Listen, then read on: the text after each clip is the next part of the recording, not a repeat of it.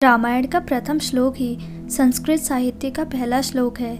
रामायण ही संस्कृत साहित्य का पहला महाकाव्य है। सबसे रोचक बात यह है कि इस श्लोक में एक श्राप दिया गया है। हेलो दोस्तों, मैं लताशा और आप देख रहे हैं हमारा चैनल ज्ञान। एक दिन ब्रह्म मुहूर्त में वाल्मीकि ऋषि स्नान नित्य कर्मादि के लिए गंगा नदी को जा रहे थे। वाल्मीकि ऋषि के वस्त्र साथ में चल रहे उनके शिष्य भारद्वाज मुनि लिए हुए थे। मार्ग में उन्हें तमसा नामक नदी मिलती है।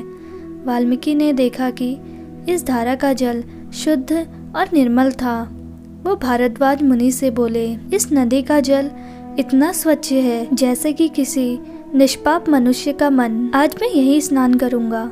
जब ऋषि धारा में प्रवेश करने के लिए उपयुक्त स्थान ढूंढ रहे थे तो उन्होंने प्रणय क्रिया में लीन क्रोच पक्षी के जोड़े को देखा। प्रसन्न पक्षी युगल को देखकर वाल्मीकि ऋषि को भी हर्ष हुआ। तभी अचानक कहीं से एक बाण आकर नर पक्षी को लग जाता है। नर पक्षी चित्कार करते हुए तड़पते हुए वृक्ष से गिर जाता है।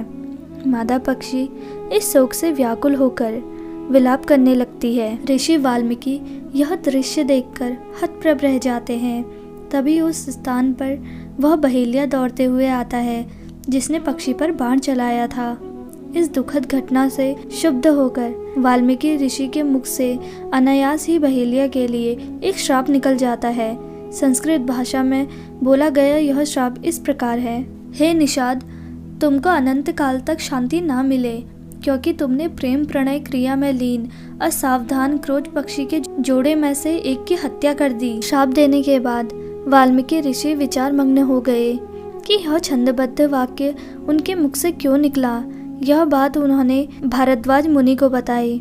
ऋषि ने कहा, मेरे मुख से यह इतना छंदबद्ध वाक्य क्यों निकला, यह एक आश्चर्य है। यह वाक्य 8 अक्षरों के 4 चरण से मिलकर बना है। मैं इस छंदबद्ध वाक्य को श्लोक का नाम देता हूँ। श्लोक की उत्पत्ति तो किसी काव्य रचना का आधार होना चाहिए, पर मेरे पास लिखने के लिए कोई विषय ही नहीं है।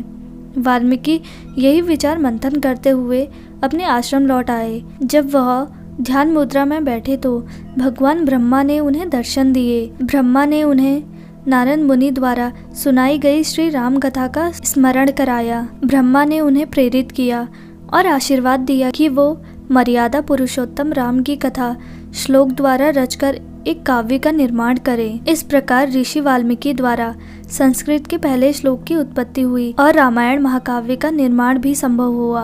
अगर आपको हमारी वीडियो पसंद आई तो इस वीडियो को लाइक और हमारे चैनल को सब्सक्राइब करना ना भूलें। अब मैं आपसे मिलूंगी नेक्स्ट वीडियो में।